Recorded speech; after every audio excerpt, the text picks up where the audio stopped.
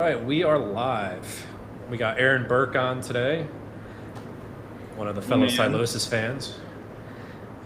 So you're the only person that I see that plays shit off the first Silosis album. It is good. It never gets old. It's gold. I wish they kept him as vocalist instead of moving Josh up the whole time, honestly. He did a great job, though. Yeah. Yeah, he's pretty good. So let me make sure we post a link first of all. Oh, yeah. Today, I got a notice from Stephanie Cohen's lawyer. She texted me saying that she wanted to talk to me. Fucking, this is crazy, dude. In a good or a bad way? Oh, no, in like a bad way. But like, Stephanie gave you all the information. Yeah, it's like, well, she gave me some of the information, and then I got the full story from everybody else. It's just like, it's a whole conundrum, dude. It is honestly a whole fucking conundrum right now. It blows my mind. Well, that, and then you got your other guy you want to sue, too. Yep. Got lawsuits. Yes. I also am suing a shipping company who shipped my Ducati. I have 3 lawsuits right now. It's like, Jesus Christ. I actually, I know a guy that's, individual. I know a guy that had to run a chargeback on one of the guys that you're suing. It's. I know a couple guys too. Yeah. Link. We are live. Okay. Boom. Yeah, so we got Colton, the Sue Happy guy. We were just talking about Warhammer off camera, and now let's see what the chat's got to say. Literally the best fucking fantasy world in the entire industry. There's something in there for absolutely everyone. Like, it's so expensive that there's something for everyone. You could literally sit all day and read about it and be like, you could just find a random thing that you're like, oh man, like I fucking love the Eldari lore or something. It's just like, then you're stuck. It's dope. There's pages on the wiki that are longer than most books. Yeah. And it'll just be about, it'll be like fucking like Slurp Jar the Fallen, and then the wiki article is like fucking 1,500 pages. It sounds like some of the Dark Souls games where it's such a loose like fucking like interpretation in game that people go nuts on the lore. Like, I remember Bloodborne. Somebody wrote like a 50-page ebook just on like the lore that wasn't that's literally what it is. Yeah. And then it's not, literally it's Soulsborne games. The lore, you like fight this boss, and then he's like Butt Jack, forgive me, and then dies, and people are like, dude, did you see how deep that lore was? Yeah. I'm gonna write a fucking ebook about this one person. I'm gonna make a 6-hour dissertation about what just happened. Bloodborne had a lot of like really dark shit with like the church and feeding the babies to the creatures and breeding them and all this other shit. It's like, well, I'm really glad this autistic guy made a 6-hour video explaining that, because I would have never fucking got it. I needed something to sleep to anyway. And you serve the umbilical cords up at the end to see the truth of what actually happened. If you didn't find all the umbilical cords, then you didn't see the real ending. All kinds of fucked up shit. All right, I got a post up, so we'll see who joins. I guess we can start on questions then. Let's do it. After finishing a blast, what TRT dose or HRT dose, same thing, should you do to keep the gains? The minimum, the minimum effective dose, TRT dose. If you're doing TRT, you should do TRT. I'm just gonna tell him what he wants to hear. 600. Easy 6. Round it off. Round numbers. Just stick it a gram. You'll be fine. You're only counting grams here. What are you talking about? Yeah. Everybody's doing it. Anything under a gram's natural anyway, so just cruise a gram. Fuck it. Yeah, and if you're under 250, don't even comment. Jeez.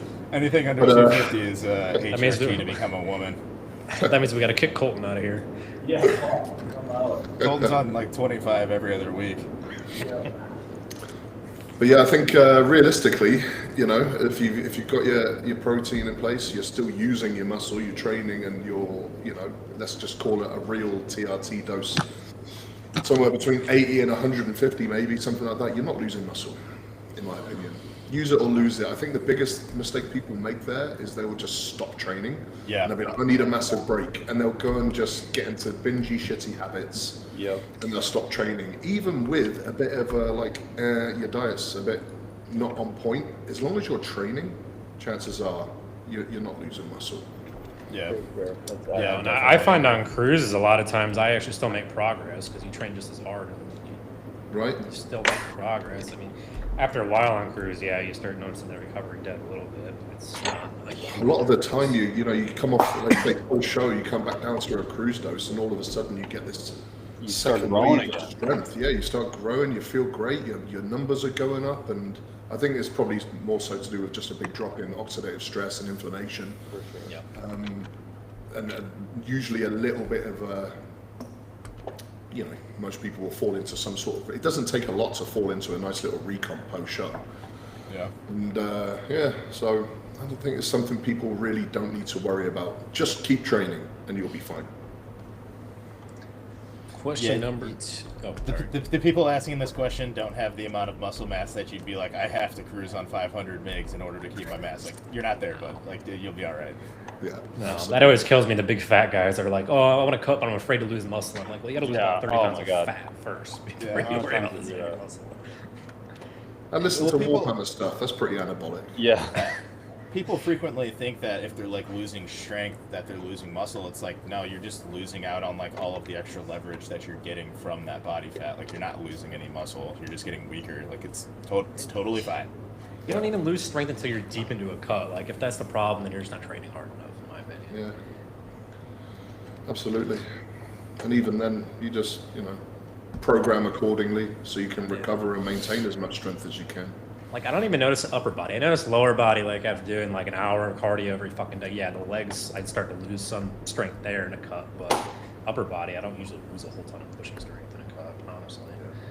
But that's good feedback as well when that happens. That just allows, that's just real time biofeedback that you can be like, okay, we need to pull a couple of levers here as far as training volume is concerned, your leg day volume, your cardio, things like that, and start playing around with a few things, see what produces not only just a good look, but what's going to allow you to sustain decent output throughout the rest of that prep.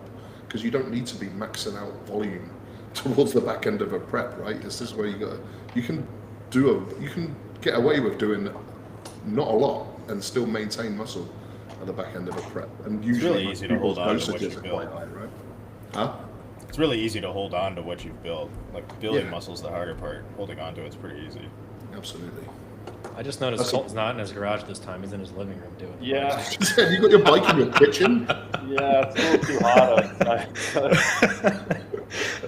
I just noticed the cabinets in the background. Do you sit on your bike when you eat your meals? I should make the most. It'd make it a worthwhile investment, at least. But as far as losing muscle, I did get a question that relates to that, which I guess is a nice little segue, is how to retain muscle when using T3 in a prep. And I mean, I think it's a pretty straightforward answer is don't use too much. Yeah. Only use what you need to use and you're not going to lose any muscle. But have you guys witnessed that? People just pushing the thyroid too much and running into those issues? All the time, yeah. Yeah, I think you got to just start really slow and low with any kind of thyroid usage and slowly titrate the dose up. It's like sometimes people can get off a whole prep just fine with 12.5 micrograms. And a lot of people are like, well, that's not enough. That's not even replacement dose. And I'm like, well, the results speak for themselves. Like, I got motherfuckers dropping pounds and pounds, like 3-4 pounds in a week. Okay, my dog just spilled everything. 3-4 pounds in a week, and they're taking 12.5 micrograms. Why go up? There's absolutely no reason for any of that. Yeah, and that initial input is going to be based off blood work anyway, if you're smart. And if you're not sure, just run a quick panel. You can do just a quick basic, just an individual thyroid panel at most clinics now. You don't need to do a massive full panel. If there's some individual thing you want to check, you can just say, I only want to test T3. Yeah. And see where it's comes at. back pretty If you're on a quick, budget, too. Yeah, I noticed people like that use the client go way too high on that too. And one of Colton's old clients did that and had a fucking heart issue afterwards.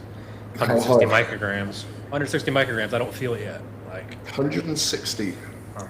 Yeah, he was crazy. He wasn't. He like stopped working with me, and then he just went crazy on his own. He just started. He was blasting mint at the same time as doing 160 micrograms of Clinton. I was like, dude, you need to stop, bro. And he was like, Jesus Christ. Yeah, well, that's the thing. You can't control these things, can you? I mean, we also talk about what it takes to be a good client. I mean, if you're just going to wander off and start dabbling in things and not giving reliable feedback, how the hell are we supposed to do our jobs properly? But yeah, that's a lot. But to be honest, I kind of see SLU just making Clem pretty irrelevant. You know, I think it's with the duration of preps that you can put in place and leveraging that way earlier in prep as well. I think it's probably not going to be too much of a need to add. I've got nothing against Clem, you know, used reasonably, used responsibly, but I just think there's better options now. A little MOTC, a little SLU, you know, there's just better options.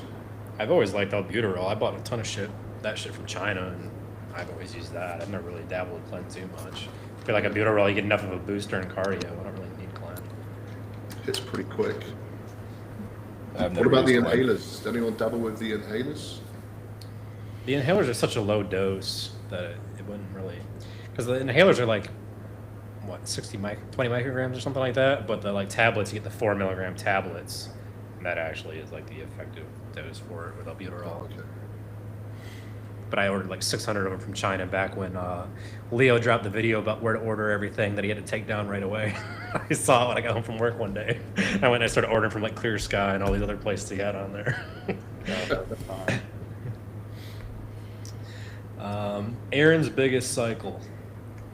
Ooh, actually, do I put names to this? So I've never really pushed up over 1.5 grams for pretty much all of my bodybuilding career until you get, 2 or 3 weeks out from a show and you add in a few orals and it probably closes in a little closer to the 2 gram mark.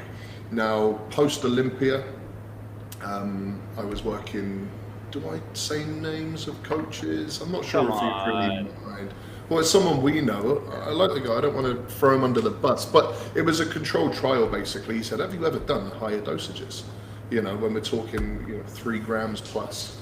And I was like, no, I've never really felt I needed to. And he's like, but, have you tried? I'm very, very tolerant. And that's something to consider. Like, I've never had a bad blood panel. I've never had any side effects from anything. And I have a good genetic resilience to, side effects from gear.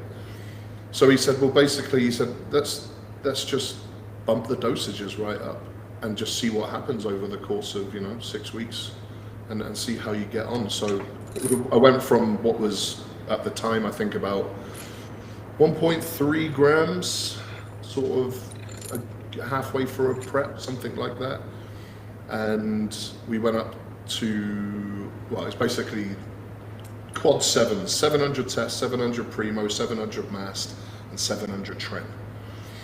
And I was like, shit, that's like, the first 3 is no worries, that's no problem, I can do that, I've done that before, but 700 tren, I was a little nervous, and he's like, look, you've used it up. At that point, I'd only ever gone up to maybe 300, 350, and no issues with sleep, no issues at all. So I was like, well, why not? Worst case scenario, I just pull it out.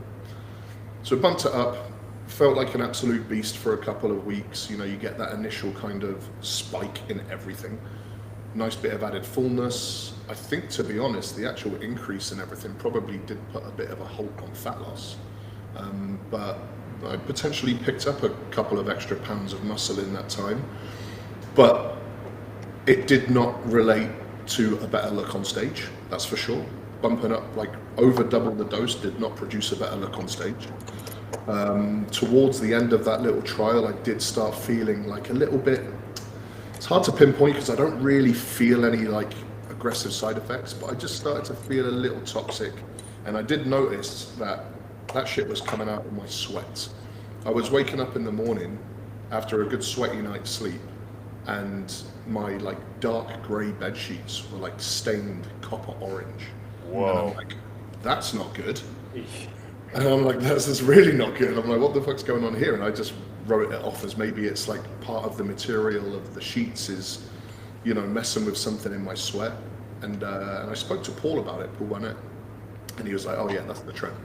That's the trend just seeping out of you. And I'm like, oh, okay, well, if it's seeping out in my sweat, I'm definitely doing too much. But I just pulled the plug on it. And to be honest, I've gotten way better results and just feel better in general on a fraction of those dosages. So I have gone up to those dosages for a little sort of controlled trial. But to me, there was no real return on it. And that's as high as I've gone. And that was, what was that? So that's 7, 14, 28, and then plus the aggressive Winnie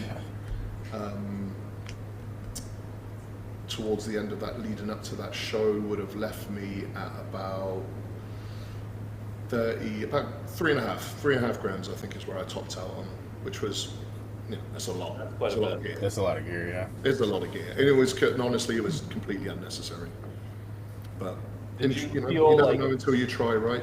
And you know, we'd had this conversation with the guy who guided me through it, and he was like, you know, there's other guys your size in the divisions that are doing that plus some, and I'm like, yeah, that doesn't mean anything to me. You know, I'm always I always say it over and over again: individual needs analysis, and that's it. No one else's cycle matters. It just means nothing to me. But yeah, it was an interesting trial, but yeah, there was no real return on it whatsoever. Yeah, because I mean, you look at like Chase. Chase actually made a ton of progress on super high doses, but other guys, you just feel fucking toxic on it. You don't make progress. You know, I had this conversation with Stevie. He loves, you know, round number gram test. He feels amazing, and for me, it's just like, yeah, anything over 750 for me is a little overkill. I do aromatize a little bit, not aggressively, but something that needs to be managed. So that leads me into the upcoming off season. After this little recovery phase is done, I'm probably going to dabble with EQ for the first time, because on paper it just makes sense as far as potential estrogen control. I'm not a head case, so it's probably not going to send me spiraling into depression. And you know, and then I've had a couple of conversations with Colton about it as well. I know Colton's a fan and seen some great results when it's managed properly. And so yeah, I'm thinking that might be the next trial for me to give it. I've got clients that use it, and they get on just fine. But I've never done it myself, so we'll find out. You can ask Garrett how a gram of trend with EQ is. Grammatest. Grammatest and Grammatest EQ. Noticeable increase in anxiety. So I pulled the EQ a little bit ago, but I'm still on the Grammatest. I don't know if the EQ is making my anxiety worse, because I already have anxiety, and I've got a lot of fucking work shit going on, trying to start my business, this, that, and every other thing. So that's obviously not going to help. But I pulled the EQ just to see if it would help, and that was like 2 weeks ago, and it's moderately better. So I noticed my estrogen's coming up a little bit. Like it does seem to be a common thing. If people already struggle with anxiety or they've got very stressful lifestyles, you know, me and Colton know someone, we won't name drop, that decided to dabble with pretty high dosages aggressively, and that guy was already mentally just not in a good place, not very stable, and it did not go well whatsoever. So yeah, I think it's, you know, I did get good results. I grew well on it, but I think it was adding to the anxiety, and that's exactly why I haven't done Tren yet as well, because I feel like even like at 100 milligrams of Tren, I just feel like I'm gonna have like a psychotic break or something. So I'm just kind of staying away for now until I can calm things down a little bit more. That's fair enough. That's smart, you know. I'm a hobby bodybuilder, dude. Like, I do this recreationally. I'm not trying to get on stage at any point soon or really at all yet. So it's like, I just want to get bigger and be more jacked. So I don't think I need to add something that's gonna completely tank my mental health just to be a little bit more shredded. Yeah, no, this is a very smart approach. Congrats on the 2 weeks, by the way. Oh yeah, I was able to put my 2 weeks notice in at work. Next week's my last week at my day job, and then I'll be a full-time fitness coach. Let's go! Congratulations, man. Full-time shit poster. Look at that. Think Straight up, of teenage Garrett thinking about getting to be a shit poster all day long and getting paid for it. When I was starting fights as a kid and getting my ass beat because I was so little and I had a fucking mouth that I would constantly run. My teachers, they told me, you're never going to get paid for talking shit. And nobody ever said that to me. But here I am. Good stuff. That's awesome. That's really good. Thanks, man. I love it. It's really nice to see hard work paying off with good people getting after it, and especially when you're out there doing the Lord's good work in this crazy world that we live in right now. It's someone's got to fight the good fight. You're doing a good job, mate. Just trying to save these fucking kids, dude. They're getting into lifting, which is fantastic. But, when I was that age, you're 16, 17, getting into lifting. You're just looking for the biggest guy at your high school gym and being like, hey, how do I bench as much as you do? And then you just fucking do that. You're not doing like lower chest cuffed adductor partials to try and grow your fucking pecs. But nowadays, these kids look up to those guys because they're similar age. They're looking up to the science-based lifters because they're all like, 20, 21, whatever. So all the new kids that are getting into lifting are looking up to them because they're like, this kid's like me. And they're just getting into the wrong shit, man. It's not the best way to get into this. It's not the best way to get into this at all. I think that it would legitimately be better if people were still getting into lifting by doing fucking go mad and 5x5 bench. It's just not it. You're not teaching yourself how to work hard by doing these lifts, and that's the most important part. I always say on my page, do the lifts that encourage you to train harder. You need to unlock that mental zone where you can get into where you just kind of go a little bit crazy with the weight sometimes. And you're not going to be able to do that doing fucking cuffed adductor lower pec isolations. It just doesn't make sense. No.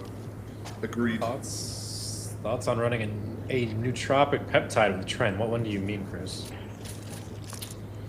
I run Noopept all the time. I like that stuff. I do too. I take a lot of alpha GPC. I don't know if that counts. Yeah. So I don't use caffeine, so I got to use something to kind of try and lock in. Some reishi would probably be a good choice as well from the mushroom derivatives. To further say fuck White Monster, they now have the original Monster flavor in zero sugar. I found that yesterday. So fuck the White Monster. The original is the best. I don't know, man. The sugar-free one's not as good. No, they redid the formula. It tastes exactly the same now. I got it last night. The White Monster, the meme is better than the actual drink. Yeah. Do none of these high school lifters not know who Sam Sulek is? Sam is 22, barely older than them, and he just got his card. Sam also looks like he's 35 though. Yeah, and you also don't want to compare yourself to the people that are obviously genetic freaks. You're gonna be somewhere in the middle. You're gonna be somewhere right in the middle between Sam Sulek and the 19-year-old TikTok science-based lifter. You don't want to be on either end, but you can't mimic what Sam does and expect to look like Sam, right? Right. 100%. You can't mimic what most people do. You can't mimic you're not them, so you're not gonna respond to the training like them. You're not gonna respond to the gear for them. Like Aaron was saying, it's your cycle, not somebody else's, right? So it's everything's going to be pretty individual to you. You just want to figure out what works the best for you, and that's not going to be TikTok science-based lifting. And this is why I miss John Meadows, because John would just do a video here's 30 exercises to work your chest. Find the one that works for you. He gave me options. Videos were everybody's is different, and then I remember Rabbit just goes through and start running with some of those variations and find the one that I felt the best and just use that one. I see it with fucking clients. I'll make their program and I'll put pec deck, and they're like, hey, I really like doing incline dumbbell flies instead of pec deck. I'm like, cool, let's do them then. Yeah, do it up. Incline dumbbell flies it is. Yeah, absolutely. Yeah, it's just trial by elimination, and that can take months and months and months as well. It might take you a couple months to figure out an exercise isn't really hitting good once you got all your execution points down and stuff like that. And this is bodybuilding, man. It's going to take years and years and years. So there's no rush to sort of perfect all of these programs from day one. We can extrapolate good data, real science, and we can say, well, okay, we know that these handful of things work. We can incorporate this into your training, and then you just do the trial and error when it comes to how much volume you can do, what you can recover from, execution over time, all of these things that it's all applicable. This whole well, this guy says only do 6 sets a week. That's all you need. Any more is done. Blah blah blah. Looking at calcium ions coming out your eyeballs and shit. And it's just like, it's just nonsense. It's not science. Like, this is something actually. I had a conversation with Jared. The term science-based has been so unfortunately demonized. Yeah, it's bastardized. Because we are all science-based. Everything you do, every second of every day is science-based, especially in the gym. And because of these little fucking TikTok dudes have just, for some reason, they've been coined the science-based community. And now that's being demonized. It's like, no. Science-based is good. Real science. These guys do not know the science. They're getting it completely wrong. Everything they're saying is wrong is the real, correct science. And we need to bring back, like, science-based is good. But it's not cool to say that. So now it's like, oh, fuck science-based lifters and all of this. No, like every good bodybuilder, anyone who's built a great physique is science-based. Well, but you know, if you've got a few brain cells, you can actually extrapolate properly from that. You know, you don't take just, oh, someone said this is what I believe now. You know, you just look at it, just think with a little bit of general logic. And it's every good physique that's ever been built, whether the athlete knows the science or not is irrelevant. It's science-based. Oh, yeah. You know, even if it's just real-time biofeedback and they're just responding to what their body is doing, there is absolutely really good correlated data behind all of that. And volume is one of those things. This whole anti-volume movement going around right now is just, it's just nonsense. And everyone falls back on one guy and they always go, but Dorian. Now, I'm the British guy here. I'm the one who should be like, yes, let's go Dorian. You know, everything Dorian, everyone else is full of shit. They have one guy to fall back on who did. Well, and he did more volume than what they all think. They've never even read. You can look up his training logs on Google Images and see everything he did. It was like 4 sets. There's volume, and there's volume progressed over time as well. They're like, oh, Dorian never did a whole bunch. Are you kidding? He did 1 set to failure, and that, no, he didn't. Every exercise had 3 sets. The first set had a couple reps in the tank. The second set had 1 less rep in the tank. The third set was to absolute failure, and there were 4 or 5 sets per muscle group. Do the math. That's a decent amount of volume across the week, even in a 4-day a week split. Weight is double that what these guys are claiming. There's 5 or 6 sets per week. Like, that's a starting point. You have to keep leveraging volume over time. You can't just stay there and expect to keep growing. And they're all, obviously, you know, they're not training like Dorian trained either. And then they'll say, oh, you know, people will talk about deloads and they'll be like, oh, deloads are gay, blah, blah, blah. You know, Dorian never deloaded. I'll post a video right now of Dorian saying, yeah, I absolutely deloaded all the time. I would just drop the weight, add a few reps, do a little bit less for a week or 2 until I feel recovered and go back in. That is a deload. And I think what people get caught up on is the terminology. They're in a terminology battle. Yeah. And they're not even reading. They haven't read the science. They just haven't. They haven't, because if they had, they wouldn't be saying what they're saying. But I think everybody should start working until you hit the point where you actually hit like overtraining, so you know where that point is. That's the thing too. Like, and then you can work up just shy of that every time after you've already hit that and know what it feels like. Never. Right. And everybody else generally agrees you should do as much volume as you can recover from, while keeping in mind that that is going to increase as you push yourself until you get to the point where you have overdone it. And then you just you deload, you pull back. You know, it doesn't even have to be like a deload week. You might need a deload 3 or 4 days. You might need to take the weekend off. Like, it just depends on you and like how you recover, how far you're overtrained, really. Because I'll get to the point where I put off my deload for too long and then I just take a week off because I have to. It's like, and I know that now, and I can come back after a week off and I feel fresh and I'm stronger again, and I have my endurance back and everything like that. Like, you know, you get to the point where you're training so much that, you know, you can't sleep anymore because your fucking thyroid's all fucked up from the inflammation, and then you're like, oh, okay, I probably should have deloaded like 2 weeks ago, but here we are. I got full-blown rhabdo, but it's leg day. Yeah, right. Yeah, exactly. But you know, you have to, like you said, you have to experience that. You have to push yourself to realms where it's like, you know, unless you're being very carefully guided, and then someone can call it. They can take your data. They can look at your biofeedback. They can actually communicate with you and say, next week you're going to hit a wall and you're going to hit it hard. let's deload this week. Still going to train. We're just going to back off the volume by a shitload. We're going to back off your intensity by a lot. You're still going to train. Still going to create some sort of stimulus. You can still keep your routine, your structure, so you don't completely fall off. That's what I don't like to do. Is someone who's disciplined, they know what they're doing. Fine, yeah, you can take a week off. You're not going to do any damage. But some of these guys, you give them a week off, and they're like, shit, what do I do? Bad habits creep in. You know, they go out and get pissed up. You know, they start fucking, they're sitting around like, well, I've got all this extra time in the day, what am I going to do? I guess I won't. I guess it's pizza, you know, and it's, you know, and then there's other things that go in towards a deload as well. People will try and deload in like, they'll be like, well, I'm not training, so I'm going to completely undereat this week. Right, yeah. No, pump the food up during deload weeks. Get recovered. And, you know, there's just a lot that goes into it, but I think, again, there's just a massive stigma around it being like not hardcore. And there was this time where people were saying things like, I think even I said it one time before I knew what I knew now, but it was like, if you have to deload, it's a sign of poor programming. And it's like, that's one of the main things they're saying now. Yeah, is that what they're still saying that? Yeah, they're saying if you have to deload, it means your program sucks. Is typically what they tell me. If you have to deload, it means you're leveraging your volume correctly, and you need to rest. That's a good thing.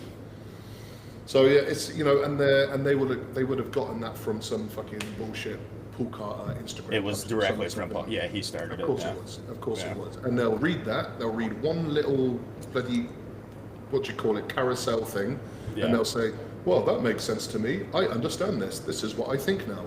And they don't know, and it's just it's frustrating. But they will know, because a few years will go by, they won't do any growing, and they'll be like, oh, maybe those guys were right. And it's just, you look at the evidence, like, what? Sorry, I'm going to keep cutting you off because I've read about this shit. So this whole, like, they fall back on the Dorian argument a lot, right? Even though they have not even looked at a single Dorian plan or logbook ever. And they'll go, you know, super low volume, high intensity, all the time, blah, blah, blah. Completely wrong, but hey, that's what they're arguing with. That's one guy in a whole massive group of hundreds of bodybuilders. Pretty much every single other bodybuilder across that entire era, through the 80s, 90s, 2000s, all did volume. They all leveraged their volume. They all pushed it to, some of them pushed it to like extreme levels. So, okay, so all of those guys, that's irrelevant. We don't need to look at them. We can't compare ourselves with them, but we can compare ourselves with Dorian. Like, yeah, you just, even just the basic right in front of you majority evidence of just look at physiques that were built proves that volume works. And it's just, And why would you compare yourself? So, like, let's say it is true. Let's say Dorian was doing low volume, like they say that he is.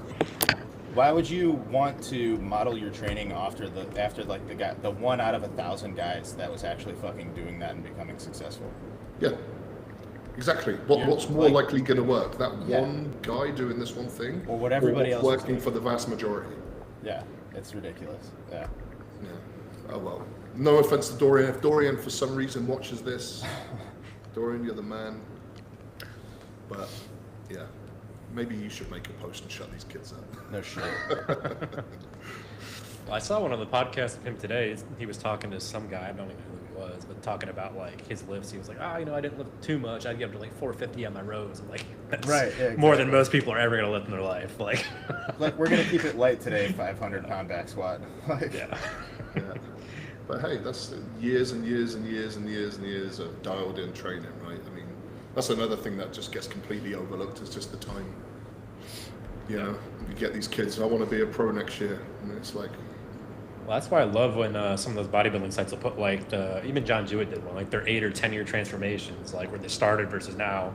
You don't realize it's a whole decade. That's half these kids are like just out of high school, 2 years. They don't realize they need another 10 years of training to even get close to that look, if they're able to. Anyway, genetically. Again, if you just look at the majority, I'm sure there's some data that we can pick from, some percentages, but I think the average time bodybuilding before winning a pro card is like 7 to 10 years. Yeah. You know, and that's if you're good. You know, there's guys in the industry still trying to get after it 15 years plus in, you know, and they're still, you know, not quite there. And I get that a lot in my comments, because, you know, I've been training for It'll be 4 years in October. So I'll get people commenting. They're like, "You look like shit for being on gear," and then they'll like pull out some like random guy, and I'm like, "Well, he's been on gear longer than I've been training, so like, sorry, like I don't know what you want out of me." Yeah. All right, we got a real question apparently. Ooh. What kind of bike is Colton working on, and what is he fixing? Um, Don't get him going. it's my new Is that the Honda Grom? Grom. Yeah, I I just saw you fucking whipping installed. some wheelies on it. Yep, I just installed a Ram air intake in the front, like a cold air intake. It's a lot fresher. You can see it right there, which is a fucking bitch. And now I'm installing a tune and then some aftermarket stuff, like tail lights and stuff like that. Like you see the wires popping out right now, and that's partly what I'm dealing with and trying to figure out is I just blew a fuse, so I'm trying to figure out how not to do that. And yeah, so it's a Did you process. ever get your gas can cover on the Aprilia? I did. Well, actually, no, I didn't. I just bought a new gas tank. So I just bought an entire new gas tank. That was a lost cause. Are you going to put some neon lights on it, turn it into a Tron bike? I might. Yeah.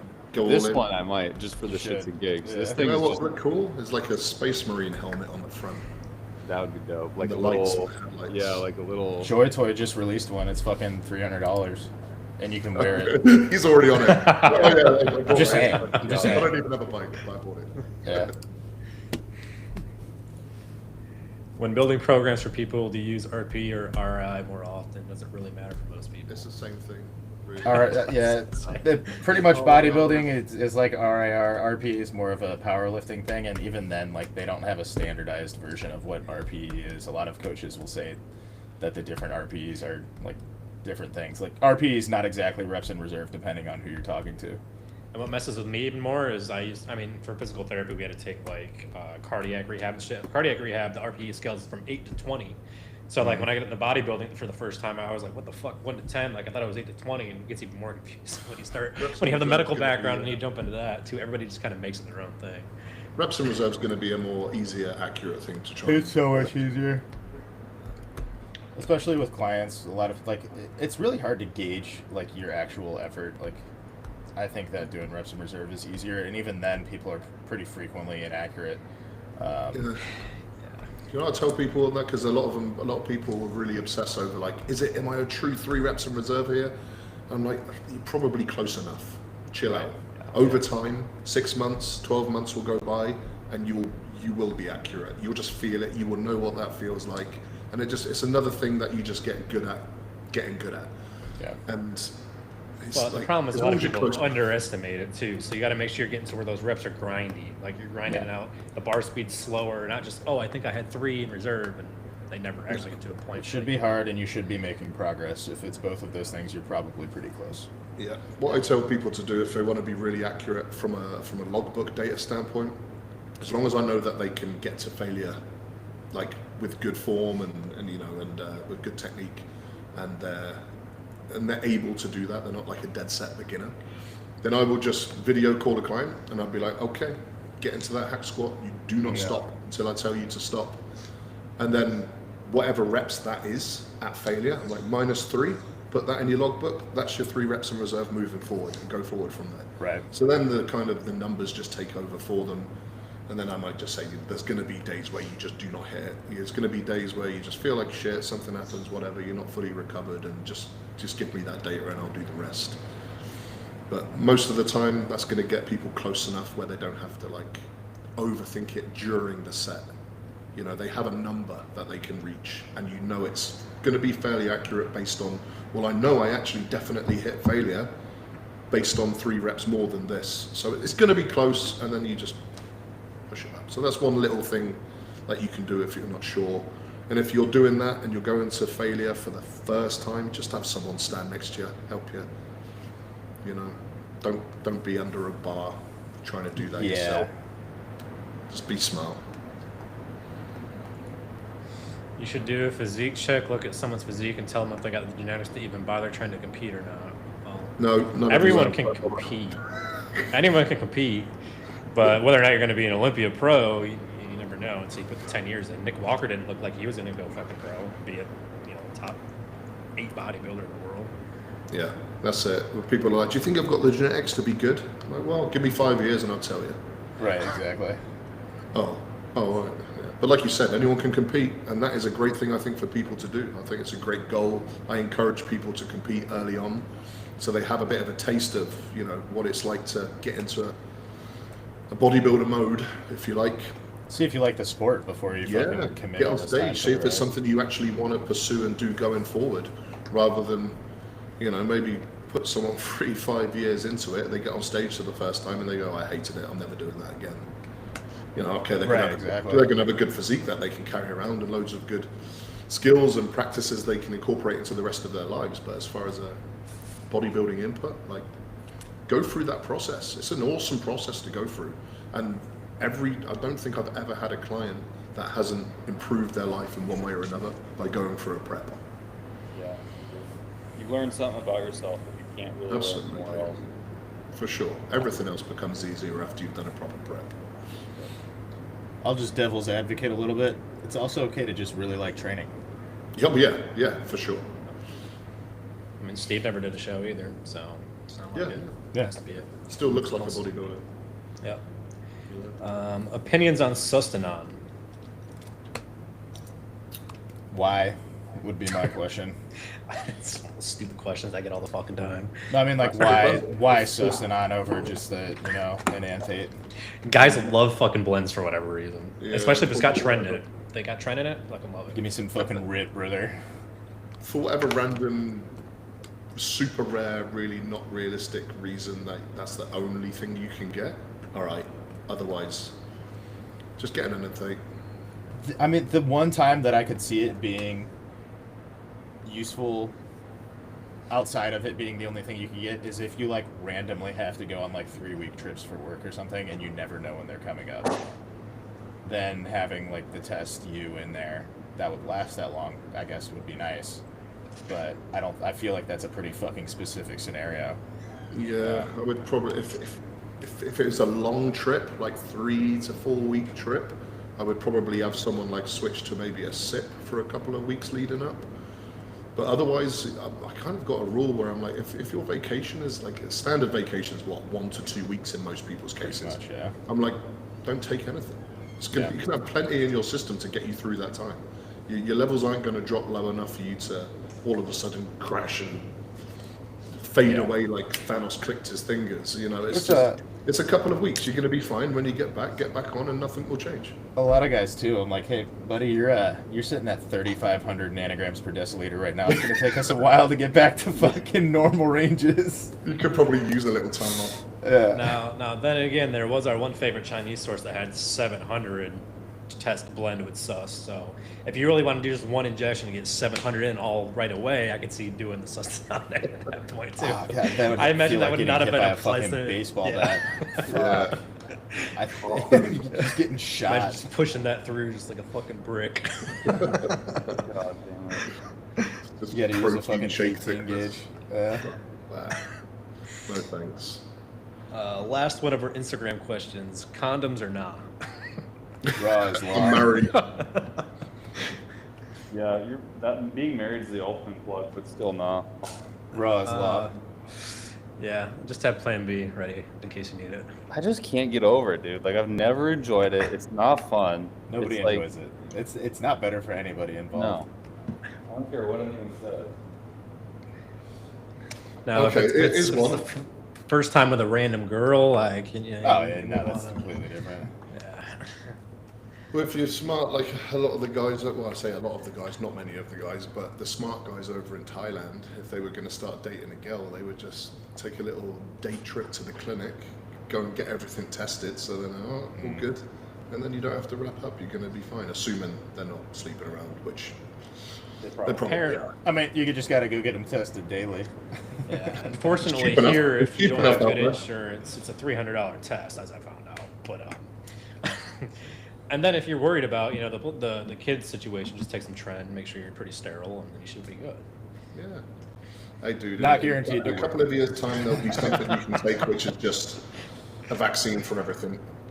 Those meds are coming. Like, just diseases and things like that are just going to be a thing of the past in a couple of years. You watch. how it is for a lot of them, just not if it starts with an H. If it starts with an H, you're kind of fucked. Even so, haven't they got something now that all the gay dudes are taking, which makes You fucking take some prep before you go bang chicks in Thailand? I guess you could, yeah. that's what prep. That's the stuff. Yeah, the AIDS medication, yeah. Just run that if you like. You don't have to be gay to use it, by the way. Lady boys, there you go, Garrett. Yeah, that's straight, obviously.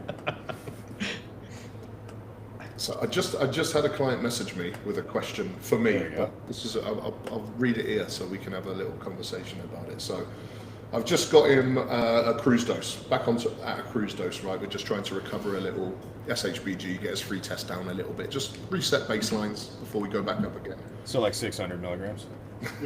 Graham. Yeah. And he's like, okay, so hear me out. For scientific purposes. Love that. I love it. He's a good guy, by the way. He's a great client. He's a funny dude. I want to run like a gram of tests for the next 2 weeks with 2 megs of Arimidex a week and see what my bloods look like. He's like, I've got a bunch of data with lower dosages. I just want to see what they look like on that dose.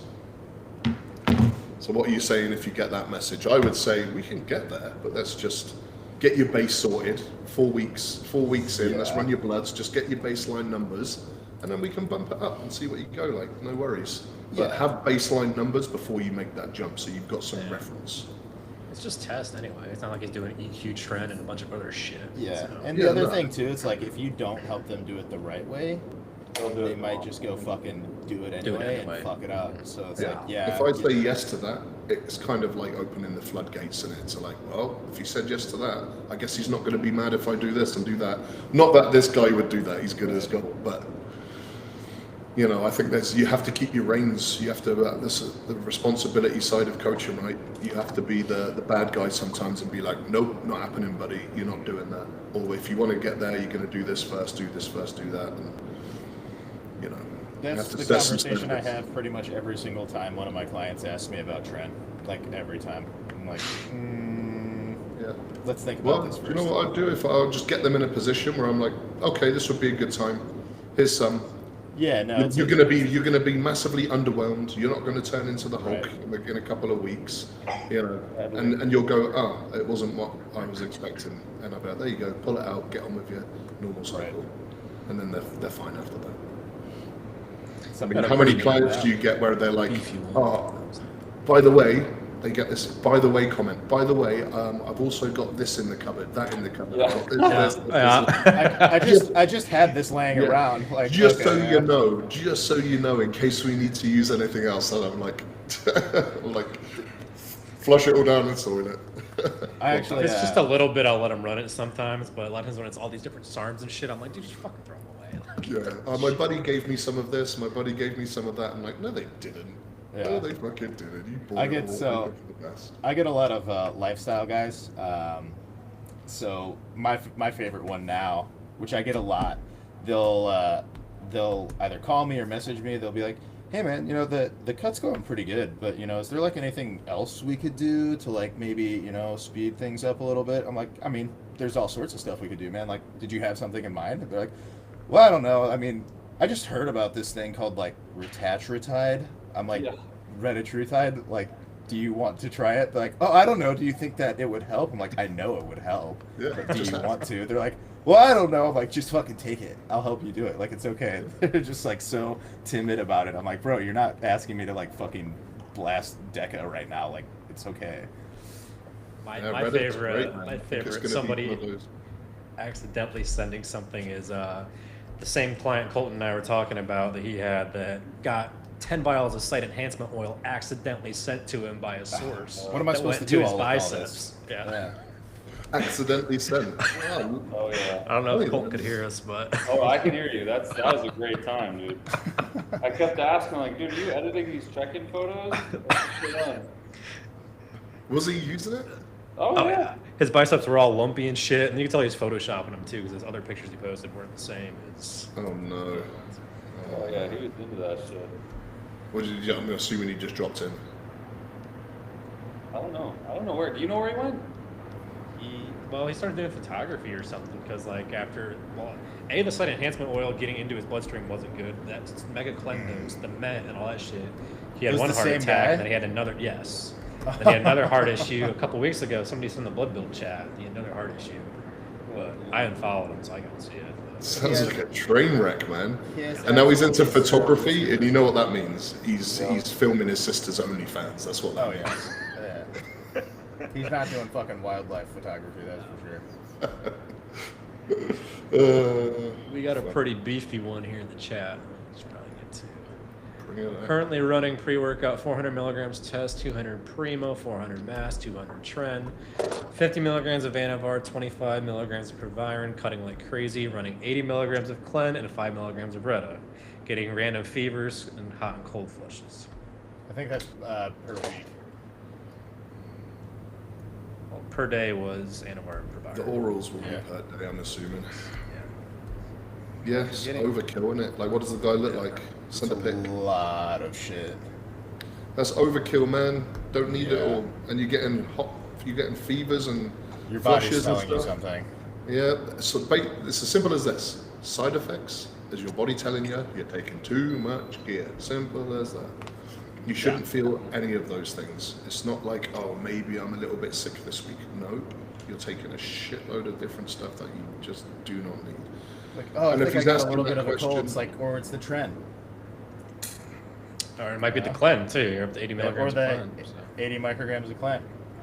Could be Yeah. a massive cocktail of just everything. And running Retta that high, if you don't ramp up to that, that's gonna make you feel ill too. So it's like, Ramp your heart rate way up with the Clen also. yeah, ramp your fucking heart rate way up with the Clen and the fucking trend. 5 megs of Retta. What's the highest you guys have seen so far? I just think that's massively overkill. The highest I've seen where people are not really feeling like gash is like 3 megs.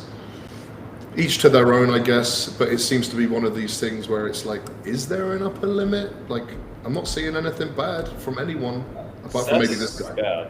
The study was 12. I've gone up to 8. I started having diarrhea a little bit, but I don't feel any appetite suppression until I'm at like 5 to 6, honestly. Oh, really? I You got usually super high sit- tolerance. Yeah, if I got the 5 milligram vials, I do the whole vial. When I have the 15s, I'll do like half of it roughly. Sometimes 6, sometimes 7. I started off at 1, and that worked for a while, but I built up a tolerance to it like really rapidly, and within a couple months, I'm up to like 4 now, and that's doing the trick. I still have like an appetite, and I get hungry sometimes, but it's like I can be a little bit hungry as long as I'm not starving. Then it's doing what it needs to do. But you guys got a high. I'm super But sensitive.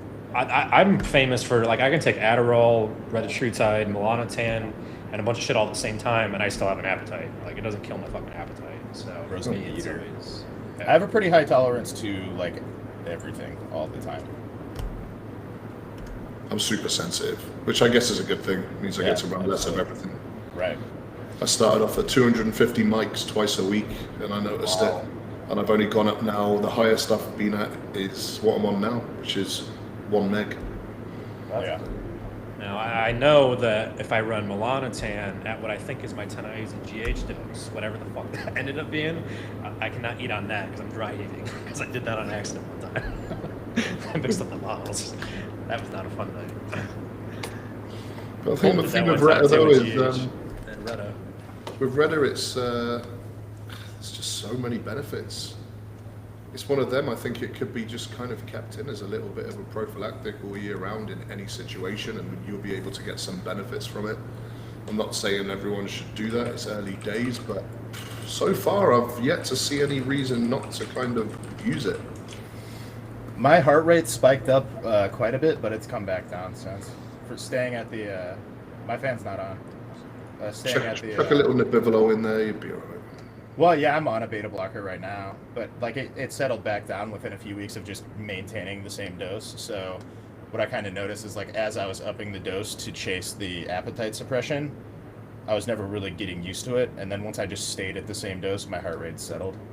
Oh, that's good. That's good. And I've just got a little bit of appetite now, but again, like just don't eat. Okay. Yeah, I took like 4 weeks off of it recently, and just went back on it. Like I did one 500 microgram shot, just instantly max effects. I was like, oh, I could easily fast all day, no problem. Yeah, Wish I which had is. that. Valdor, I mean, yeah, just pull the fucking Tren and Clen, and then lower the Retta dosage, and you'll probably be fine. We missed Edgar's question for Aaron. I got one for Aaron. Does he find that UK clients are less risk adverse than Americans? I feel like they don't spend a lot of time thinking about repercussions. There does seem to be a bit of narrative in the UK for like, oh, go hard or go home, fuck it. Not my clients, obviously, because I don't like to take unnecessary risks. I think bodybuilders in general, I don't know. I started bodybuilding way after I left England. I left England 10 years ago. And I had no idea about the bodybuilding world back then. But I do see this kind of narrative stemming from the old JP stuff, right? And the big doses, aggressive cycles, things like that. I don't think it's a case of being risk adverse. I think it's just probably careless dosaging, careless information being put out. But to be honest, I think that's just cherry picked from a few individual scenarios. I think in most cases, with the information that we've all got available to us, any responsible, reasonable thinking coach is not going to be doing just fuck it dosages just for the sake of it, just because, well, we're English, we can handle it. It's just, This is what we do. This whole hardcore UK bodybuilding, hardcore, make yourself cry before you get into the hack squat. It's just, come on. I don't know. But then I'm not a hardcore bodybuilder by any means, so I don't relate to that anyway. Thoughts on taking Mast and Primo and a cut together? It's fine. Yeah. I do it sometimes, especially with the shortage. Sometimes both. Just watch cover your for estrogen, the right? total dose. Just like any other time. Yeah. Especially if one makes your hair shed too, then you'll be able to figure out which one and do a little less of that one if you need to also. Yeah. Is one for color? NPP So- or DECA? Oh. Nandrolone. Everybody able to see that, or do you need me to read it? No, I got it.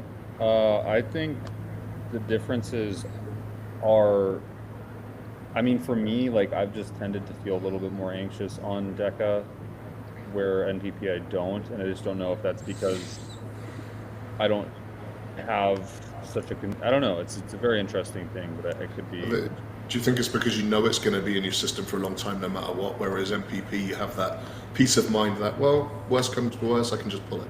It could be something like that for sure, yeah. I think it could be something like that. It's just very odd, like I noticed it more than anything with DECA, but NPP doesn't seem to happen. Yeah, and that comment there about Jordan, yeah, he did become a scapegoat, but if anyone actually listens to what Jordan says, he said he pushed everything to the absolute max. He knew that. He knew the risks of doing that. He had a very specific goal and reason for doing that. He doesn't advocate it, so I think just clearing that. The Valor guy just messaged me. Yeah, you're getting pretty lean in that one picture. But yeah, you don't need that much of a dose for the size you are. No, is he freaking 250 and shredded? No. I mean, he was really fat until he had like loose skin and stuff still. But, Usually it's 87 kilograms. I can't do. Not 87 kilograms. Yeah, definitely not heavy enough to need those kinds of dosages. I only Yeah, have it's freedom like units. 180 pounds. Assuming, you never know, individual response, of course, but it just seems a bit overkill. You're just throwing the kitchen sink at yourself, hoping something will hit. It's not an intelligent approach. Keep it basic. Less is more in most cases. Yeah, drop the Tren, drop the Clen. If you want to up the test, you can. Like testing Primo should be plenty. Tested Mass would be plenty too. Especially if the red is doing work for you too. Yeah, the red is gonna lean you out. Like you don't really need all that other stuff, especially if you're not like trying to get like super fucking insane shredded.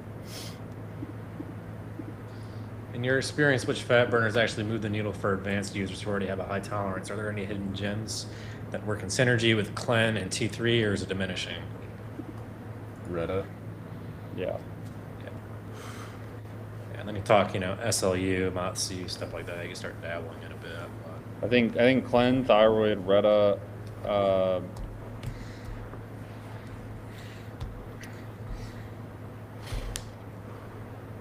and green tea extract's an easy over-the-counter one. I do Yohimbine with the Clen just because they work synergistically together. One's an alpha 2, one's a beta 2 agonist, so that rocks. 5-amino 1MQ has some pretty interesting data behind it. Seen some decent results in a few people. Not huge case studies, but I have seen some people get some good results just pulling off the stubborn stuff towards the end. But, diet, cardio. Yeah, I mean, those are going to be the bread and butter right there. Yeah. I feel like that's what a lot of people skip out on. They're like, I need more Clen. It's like, you need to do more cardio. Yeah, and then just little diet resets and stuff. If you're bottoming out and things aren't moving anymore and you've been in a deficit for a long time, have a little reverse diet for a couple of weeks and start again.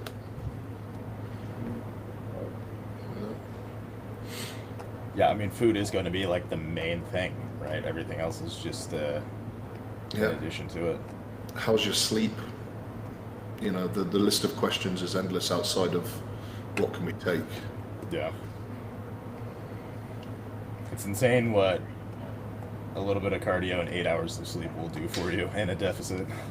Absolutely. Yeah. I feel like a lot of guys don't progressively increase their cardio like you should too as you get into a cut. Like guys who aren't being coached, like they'll just keep the cardio steady at 20 or 30 minutes and never increase. Yeah, go and do their 20 minutes of incline. It's like, hey, that's not really hard for you anymore. Keep going. Yeah. Just little feedback questions as well. Like, is someone hungry or is someone tired? And then which one to choose?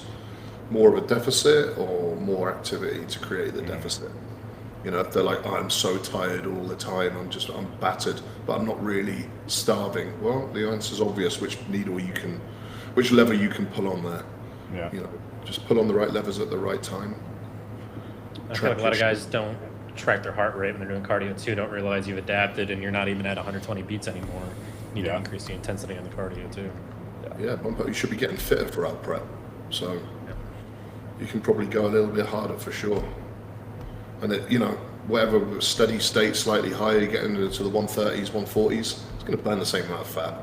The only thing you need to be aware of is the kind of potential leg fatigue that cardio might be having, and balancing that with leg volume, etc., as you get a little closer. If it's something you struggle with, some people's legs look even better the more cardio they do. It's just have a look, make the decisions based on what your body's doing. What's this? I need to improve sleep, only like 45, 60 minutes in deep delta sleep. Well, a bit of D-sip might help. I've found that micronized progesterone helps at a low dose for men, which you don't want to go high dose, but like 50 micrograms of micronized progesterone can really help push somebody into deeper sleep, quality sleep. I also use trazodone with people, which, so a lot of people think that's extreme, but it's a very light, moderate anti-anxiety medication that is primarily used as a sedative and can improve sleep architecture, the only sedative that can improve sleep architecture. So I preference that one quite a bit, but those are the two big ones. And honestly, growth hormone. Yeah. Growth, the low-hanging fruit stuff as well. Make sure you're getting your magnesium in, some L-theanine in there. There's plenty of stuff you can leverage there easily off the shelf that will usually have pretty decent impacts. I think if you're really getting crazy, you can just boof melatonin like Leo and Steve did for that experiment one time. Yeah, you can. There's the suppositories, mega dosing it. Glycine.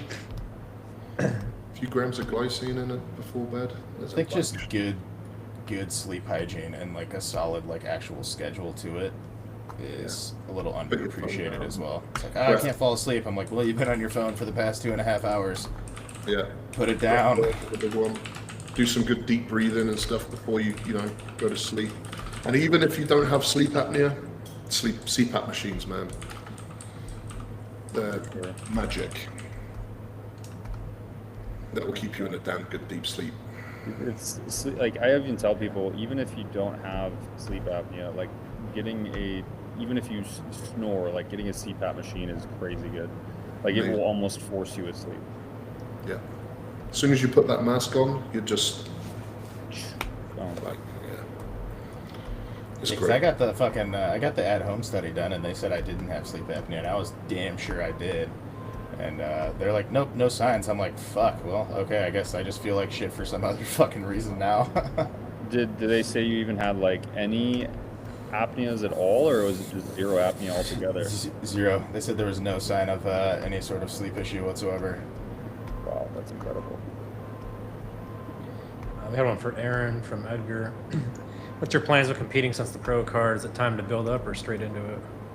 Well, I didn't win a pro card, so that's. But I don't know. I think I'm going to have a nice, good. I've never really had a good, solid, long, professional level off season before. Vast majority of my growing has been in and out of preps. I think the first few years of my bodybuilding was in China, and you know, lockdowns over there were long and gnarly, and I think I may have had a couple of stints at 3 months at a time where I could like lock in and try and grow, and the rest of the time has just been in preps, like good long preps where I'm not having to, you know, things have happened, and I've ended up sort of doing a lot of recomping and growing in those phases, which is great, a nice bonus, but I've never had a really long, proper professional off-season before. So I'm pretty excited to do that. So for the rest of this year, it's going to be that. It's just going to be good amount of food, you know, just keep myself in a slight surplus, keep it tight, take what I've got to take, nothing too crazy. I'll be leveraging EQ for the first time ever, so there's going to be a little trial and error of finding sweet spots there. I'll probably start, like I'm just recovering now from a completely bottomed out test level. I don't know if you guys saw it, but I took 5 weeks off completely. I stopped taking anything a week out from the show, which is, you know, typically I would do that anyway. Yeah. And then after the show, like a week after the show, I went away on holiday for 3 weeks with the missus, and I just said, you know, it's been a long prep. I was in prep for like just over a year. And so I was like, do you know what? I'm just going to take some time off of everything. No pinning, no nothing. And I'll probably come back and I'll be sitting around 200 or 300 nanograms, something like that. And I'll get back on a TRT dose, build levels back up, recover, go through my health phase, and then start moving into the off season. I got back, did my blood tests, and my test levels were 40 nanograms per deciliter. Fucking insane. I bottomed out, and I was feeling it as well. I was like, this feels different than last time I came off. And yeah, so I've just been on for a week, back on for a week now, 350 a week. And I'll just stay there probably for about 4 weeks, just let things stabilize, run some bloods, make sure everything's good. Everything is already good. I just want to make sure my hormone panel is in a nice place as well. My estradiol is at 13, which is actually not a bad number considering how low my test was. No. Yeah, so that goes to show, like I said before, I do aromatize pretty efficiently, if you like. Did you kill someone, Colin? No, it's just my shirt. My shirt's pretty graphic. I don't even know. It's not on your sleeve as well. It's But yeah, sorry, sidetracked there by all the blood. Is that Kurt Cobain? Yeah, it is Burke. But yes, I'm just in that recovery phase right now, and then after 4 weeks, I'll run some bloods. If all is good, I'll probably bump that test right up to 6, and then introduce the EQ at that entry level dose, probably around 400, something like that, and then just see how I feel and titrate accordingly. Probably won't go too much higher than that, to be honest. I'll kind of try and find a sweet spot there, see what works. Keeping 3 or 4 IUs of growth and leverage as much training volume as I can and just get massive. And timeline wise, I'm thinking maybe I'll jump back on the Arnold stage again next year, have another crack at that one. That was a fun show. You know, and I won the Masters class there last time. The not so Masters class, but at least I can say I'm the Arnold Classic champion, and then just don't say anything else after that. And Yeah, just leave it at that. Technically, I'm not lying. I should put that in my Instagram bio. Yeah. And yeah, and that's the plan really. Just get locked into a really good fun growth phase and just pack on some tissue. If I can pick up an extra I don't really care about the number as long as I put on some tissue where I want it, but likely somewhere between a good 5 to 10 pounds of stage weight in that time. I'll be pretty happy with that. Step back on stage again, probably around the same weight as my stage weight this year, but actually stagely get that last final bit off that I wasn't able to get off. And that should be good enough, I think, to solidify the card based on all the feedback that I got this year. So yeah, that's the plan. Hell yeah. It'll be interesting. Zahana's been asking about DSIP quite a bit. Can you expand on it? Such mixed feedback. Want to try it, but I haven't heard anything that is convincing. It's definitely hit or miss. Some people are like, nah, don't get nothing, and some people are like, yeah, it's amazing. Seems like now the timing is a little bit more relevant. Like, don't take it pre-bed. Probably take it 3 or 4 hours pre-bed. Seems to be, producing a little bit better results and sleep data. There is a nasal spray option out now, so that might hit a little bit better for people that didn't, for whatever reason, get a great result from the injectable. But yeah, I find I don't use it. I did when it first came out, just as trials. I kind of liked it. It bumped up my deep sleep cycle from about an hour to a good hour 45, which is a nice bump in that part of the sleep cycle. I'm pretty happy with that. But like I said, if I'm consistent use with my CPAP machine, I take plenty of magnesium pre-bed, and I've recently been using a product called Pre-Sleep.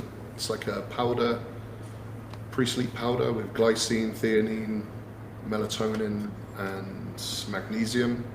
Tastes great. Have a scoop of that before bed. Shout out to those guys. I think code Aaron might be active on that one now as well. Shameless plug. But yeah, that's it. I don't really need to. My sleep is pretty solid most of the time now, so I don't use DSIP anymore. But when I did, it's worked well with some of my clients. It's worked very well with some of my clients. They're like, hey, it just doesn't do anything for me. So What's the easiest way to get a CPAP? Try going to the doctor and they want me to do some gay ass tongue therapy instead. So I wake myself up choking. Facebook Marketplace. Get the machine, the unit on Facebook Marketplace. Get them used as long as they're in good nick. You'll save yourself a ton of money. And then on Amazon, you just buy a fresh mask and that's it. So you're not using someone else's dirty mask. That's what I tell everyone. I actually use the AirSense Mini, the travel one. That's my daily use now. I don't have the big giant unit next to my bed. I just have the Mini, so it's just easy. It takes up no space, and I take that with me everywhere. It doesn't take up any space when I travel, and you just switch out the filters once a month. They're super cheap. Buy them in big packets on Amazon for nothing. And it's got a built-in humidifier, so you don't have to fill up a water tank all the time. Oh, that's It's really good. Ooh, what's he got? Butt Another plug. part. It's like I'm fucking. Literally, my life has been a mechanic for like the past couple of days, just trying to fix everything I own. Where are you living now? Are you in another new property? I am, yeah. I bought another house in Florida, and then I rented out the one that I had. So this is house number 2. But I still fucking hate it here, I'm not gonna lie. I really am counting down the days until I'm like, you know what? I'm just out, like I'm leaving again.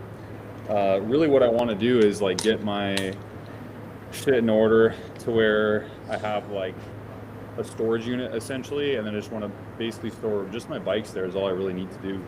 And then go back to Thailand for at least 8 months or something. Like I don't know. I can't stand the United States like at all. So no more, that's it for the property ladder? You've got enough now? Yeah, well, I might, depending on the next couple of months in how business goes, I might just buy the storage unit complex and then use that to store my own stuff and then rent out storage units as well. That's what Justin Harris does with all his money. He just buys like shit ton of storage units and then rents them out. And that might be my go-to move. If it's just bikes, mate, you can always park them up in the garage here in Vegas. I have a lot. I have 6 now. Oh, maybe I could probably And he's giving me shit for buying a fucking Raptor. Yeah. That's the problem. I have 6, and it's just like, Jesus Christ, dude. Can't get Yeah, out. but, I did some research on the storage units too. It looks like the only things you really need to worry about is the insurance and security are the 2 big things. 'Cause That's right. A Yeah. lot of fucking hobos might try to lodge in there, and then once they're squatting, you can't get rid of them too. Well, in your you state. can. Well, not without potential legal repercussions. In Florida, you can shoot anybody who's on your property unlawfully. That is true. We got castle doctrine, baby. Shit rocks, dog. Fuck. That didn't look like it felt very good. How do you fucking take this off, dude? Another problem is, like, I don't know how to do any of this shit. I'm just, like, learning as I'm playing around with it. That tends not to work too well. Not reading the instruction manual. No. I actually have to if you build my don't know bed frame too. If you don't know how to take something apart, just start unscrewing shit. That's what I do, yeah. And I'm just like, well, at some point, It's coming off. yeah, at some point it's coming off. I might take off, like, 18 more fucking things that I need to, but it's coming off. Well, then you'll just learn more. Right. Exactly. Just don't misplace any screws and you're good. So when are you planning on going back to Thailand then? What's the timeline? I am thinking, I'm hoping January would be the absolute latest and worst case scenario would be January. That would be my dream come true right now, to be honest. Isn't that their summer because they're opposite us? Yeah.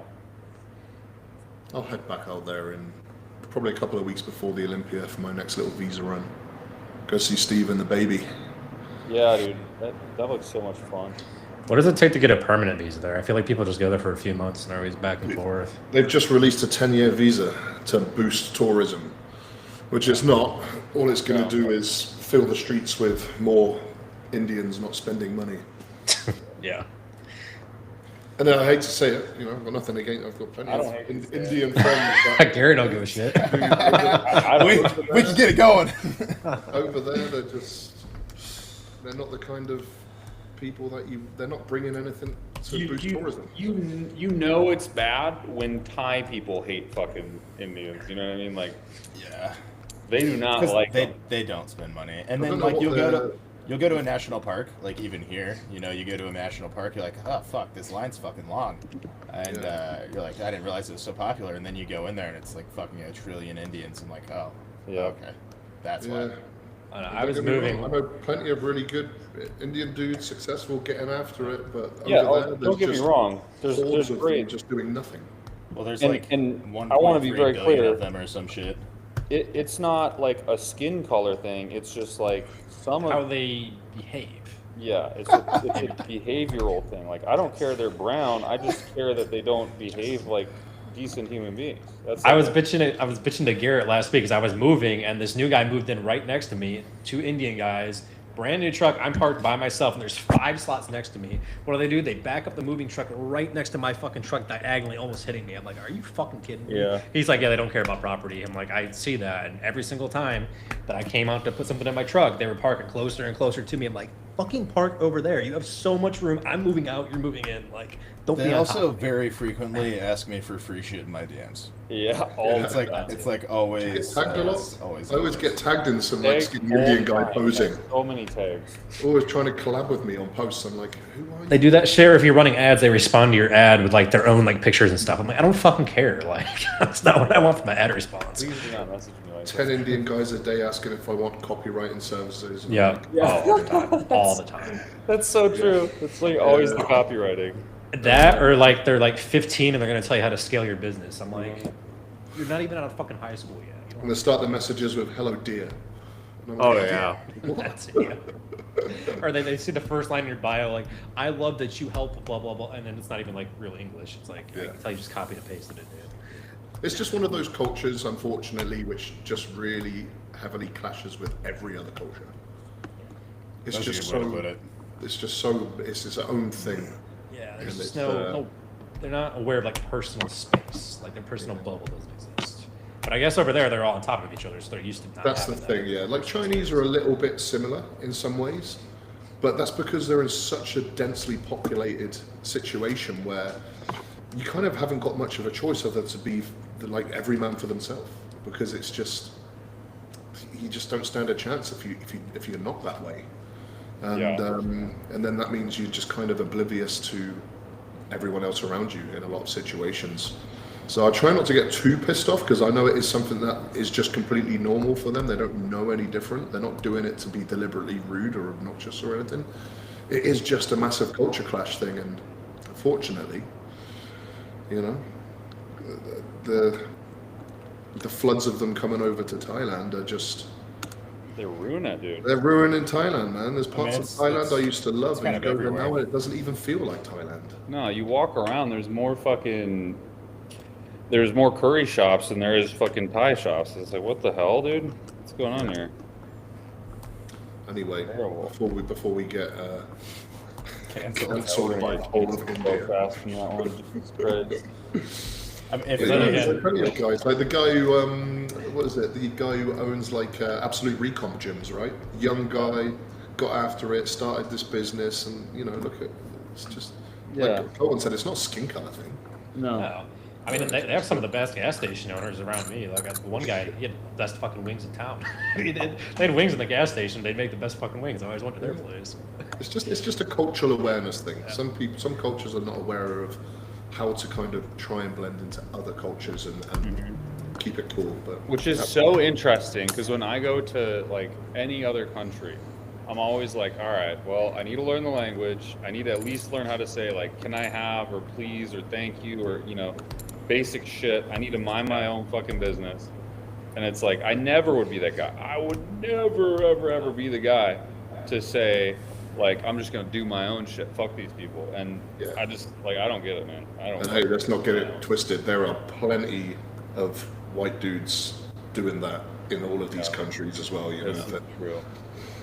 some just assholes that are like fucking my way or the highway, and it's just like you're 5,000 miles away from home, dude. Yeah, you Adapt can't to just it. go somewhere Adapt. else and act like your way of doing things is the only way. Yeah, Kick rocks, buddy. yeah. That always drove me nuts too. Working healthcare, you'd have a lot of people that were Hispanic that spoke Spanish here for 10 years, didn't even try to learn the language. I'm like, I could never go somewhere else and just go 10 years without being able to speak to anybody. That would just drive me fucking insane. I'd be No, you give me 10 years, I'll be fucking fluent in whatever fucking language it is.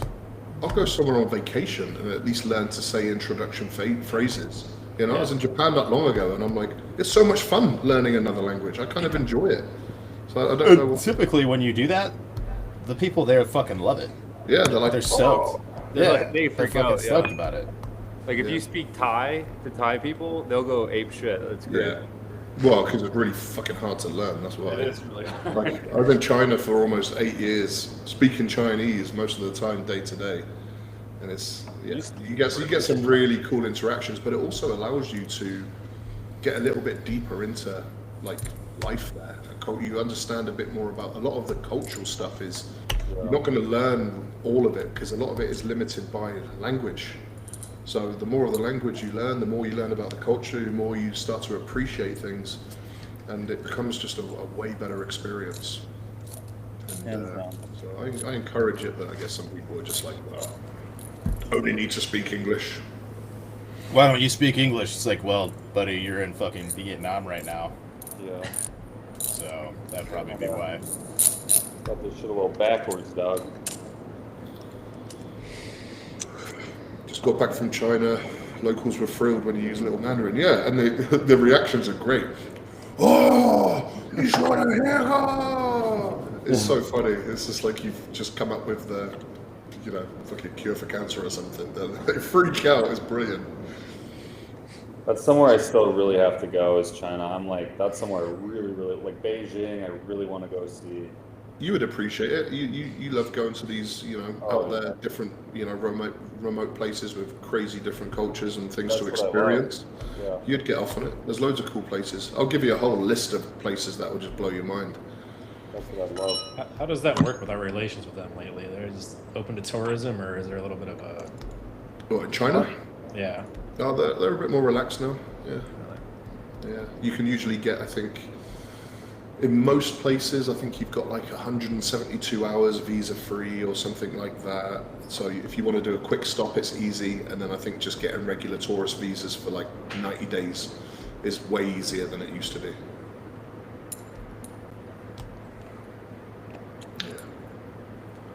Beijing is a cool city. I really want to go to Xi'an. Giant. I don't know how to say it. The first Yeah, place that's where I want to go there too. Xi'an's cool. They look like future cities, honestly. They look like cyberpunk cities. Yeah, some of them are like that. Like Chongqing is a bit like that.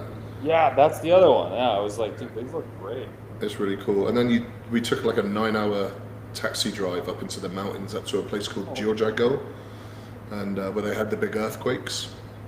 And that place is like, I don't know how to describe it. It's like you just transported into like the Avatar universe. It's fucking crazy. Like these blue lagoon lakes that are 30 meters deep, but you can crystal clear see right to the very bottom, and it's beautiful waterfalls and rivers and countries. It's amazing.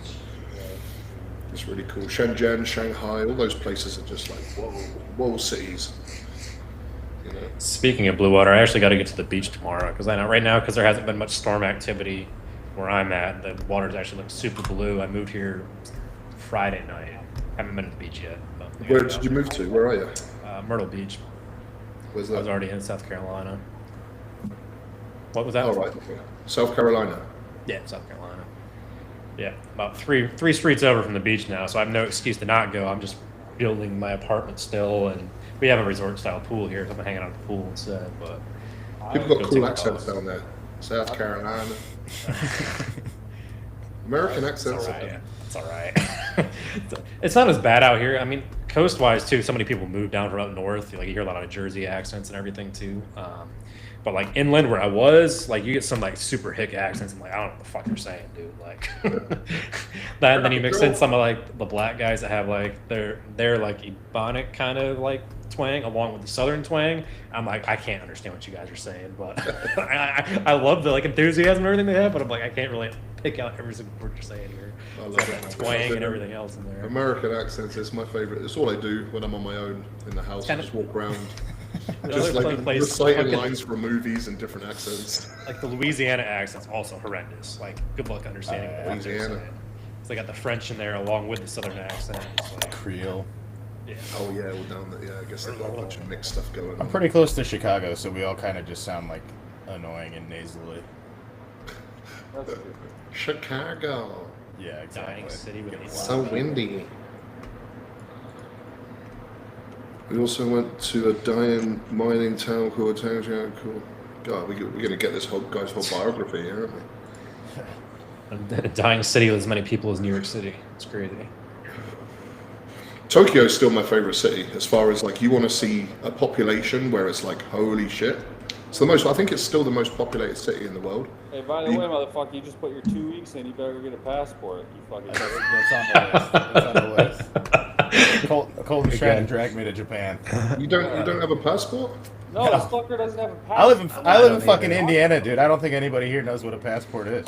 Dude, I go don't to either. Japan. It's the greatest place on the planet. I haven't had a passport since I was like 13. Japan's amazing. So you're talking it up, and Colt was Dude, I bitching have- about Japan last year because he was so like I cramped fucking there. love Japan. I love anime. I love Japanese culture. I like Japanese music and movies, and I just like no, I don't have a passport. It's just amazing. It's just everything about it. The culture, the people, the food, You will the never see a architecture. culture like it anywhere else. No, It's no, amazing. It's amazing. I'll retire there one day for sure. It's amazing. It's such a cool place, but it's not so good if you're big. Everything is Everything- like Small, small tiny. bathrooms, houses. You know, everything is. It's not built for big people in most things, but it's such a cool vibe. It's a lot of fun, and Japanese people are just the best. Yeah, imagine I'll stick out a little bit. Oh, man. Oh yeah, you will. But it's a really cool place. Definitely my favorite country outside the States. America. Fucking love this country. America. Actually, speaking of, I didn't open. I got a letter from the post office about my forwarding thing. So I need to talk to them anyway. So maybe submit the passport then. Do it. Go and see the world, man. It's a big old world. Lots of stuff to see and do. Got to get settled in here first. I know Colton's ready to fucking go, but I've only been here 4 days, so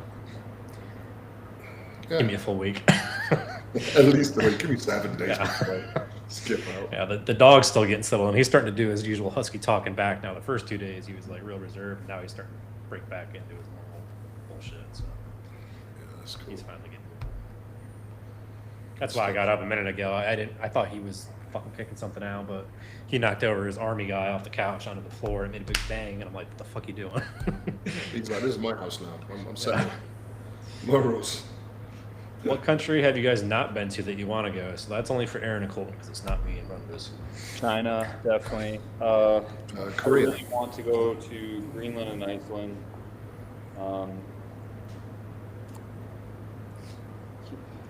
That's really it. I've been to Korea. I've been all over Korea. I've been all over Japan. China's just the one big place I really haven't been to that I desperately want to go. I've been to Norway. I've been to a lot of Europe. Never want to go to Canada again. That's a piece of shit fucking country. You got in trouble in Paraguay. Yeah, Paraguay cannot go ever again.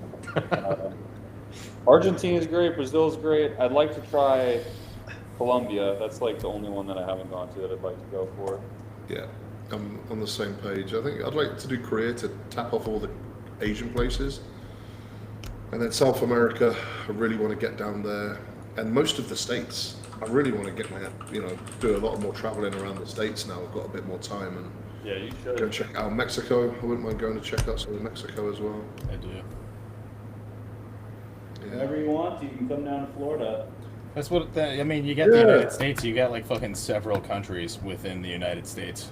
Yeah, it's like, I think people forget that. They take that for granted. It's You've fucking got massive. pretty much everything all on one continent, like different climates, environments, cultures. It's pretty epic. But yeah, I'll take you up on that, Colton. Actually, I might. We'll get Jared's got a show. Get August. I've got loads going on in August, so maybe September. Yeah, I got bikes, and I live right next to. I can walk down the street, be at the beach. I don't go there, but there's tons to do. We can go to Universal Studios. It's like down the street. Yeah, I did that. I did that when I was 17. That was the last time I was in Florida. It was awesome. Universal is way better than Disney, though. We did Disney, Universal, SeaWorld, Wet n Wild, and Busch Gardens, like one of those 5-park ticket I things. haven't even done all those. It was fun. It was a good time. I went to my first rodeo in Florida as well. That was awesome. No, that's America. Yeah, man. September. I'll get Florida's on such a flight. weird spot to have a rodeo. Florida's a good spot. That's true. Although, then again, if you go to like Miami or West Palm, everything's like fucking through the nose expensive, like super rich people. Around the coast there. I was just in San Diego for the last 3 or 4 days. It's really nice there. Yeah, San Diego's not bad. Really I've nice been place. there, but I have clients that live there, and they all enjoy it. Yeah, very pretty place. Big city, but it's got like small town vibes. Really It's cool. not like LA. LA's a clusterfuck, whatever. LA is an absolute shithole. I'm never going back there unless I have to. It's a dive. Sorry to say it, LA people, but downtown LA is horrible. Garbage. You might as well go to fucking Chirac, Chicago. It's like the same fucking thing. South. What'd you call it? Chirac. Yeah, I mean, you don't want to be yeah, surrounded if you by go past the homeless and past the criminals all the train time. past the train tracks, you're fucked. You're over, dude. Does Chase live out there? Yeah, that's where Chase lives. I'm assuming he lives in the nice part somewhere. Somewhere, yeah. Yeah, it's like Mike. Mike lives down in Detroit, and I'm like, why would anyone want to live there? But then my version or vision of Detroit is, 8 Mile. That's what I've seen of Detroit. But I guess like any city, there's just nice areas, right? Well, I've heard Detroit's gotten a lot better, but like around like the early 2010s, it was a complete fucking shithole because of the whole recession and all that, and everything just went.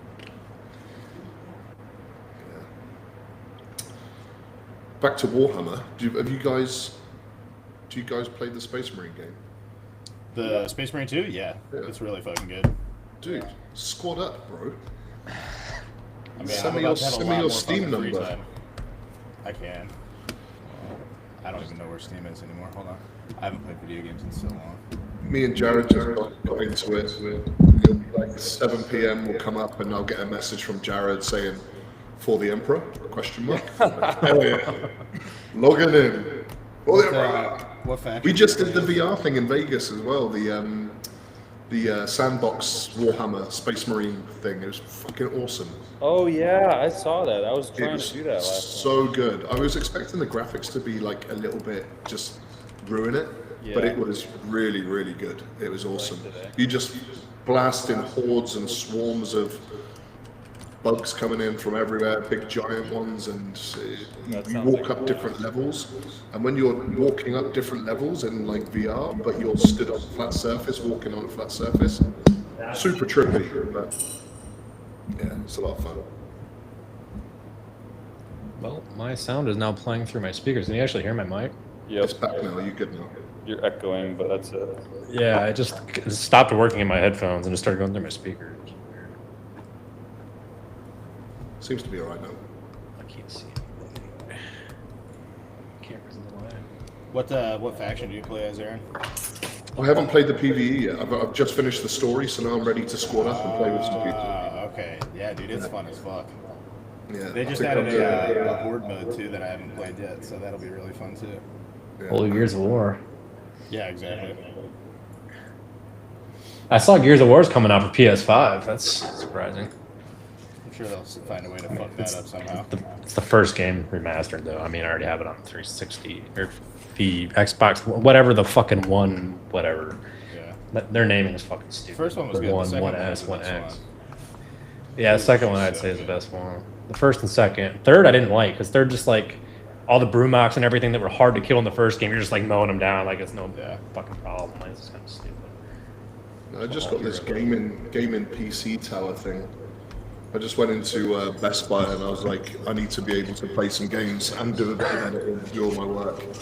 And they're like, oh, we got this thing on sale. And it's got all, you can see all inside of it. It's got all the lights and the fans. I know nothing about this stuff.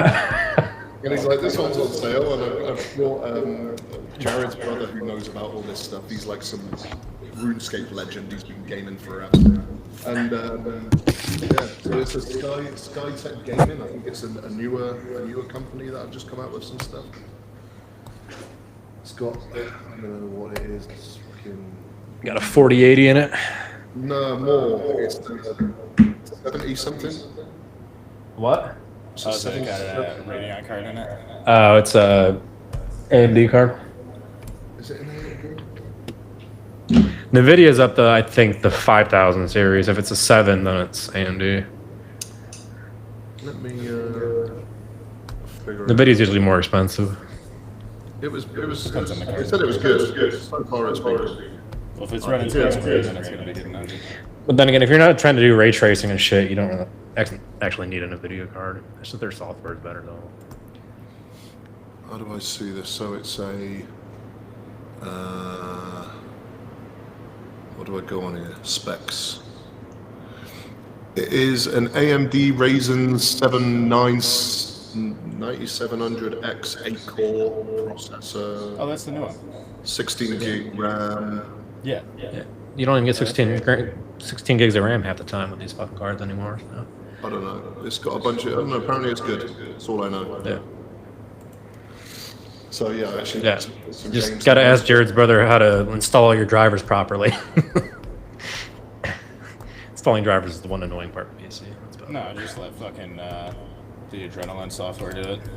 Yeah, I don't know what any of that means. I'll probably just get him to come over at some point and soup it up. But it's working so far. Yeah, dude, I probably got 1 billion updates. I haven't even opened my Steam in months right now. So busy with work. I haven't done my annual Fallout run either. I usually fucking play that. Yeah, I typically do one once a year. Typically around Christmas, though. Christmas music makes me want to play Fallout. Yeah, I'm the same way. Because, I mean, I used to be I'd bring my PS3 home and then I would just play Fallout 3 and beat it again. I beat Fallout 3 like fucking 5 times on the PS3, platinumed it. And then now I played, I think I told you once about a Tale of Two Wastelands where they put Fallout 3 and New Vegas together. And you just take a train back and forth between each game. You can carry all your companions, all your weapons and shit back and forth. Yeah. And they added it. It's on the New Vegas engine, so you can aim down sights and shit too. So it makes 3 a lot better in the metro tunnels where all the fucking mines and shit are. You can actually like aim at. That's a lot of game to have both of them in the same fucking game. Did you see the new But they're all linked mod? up. Huh? You can travel between the like. Yeah. Games. Vegas Yeah, they one. modded it. Yep.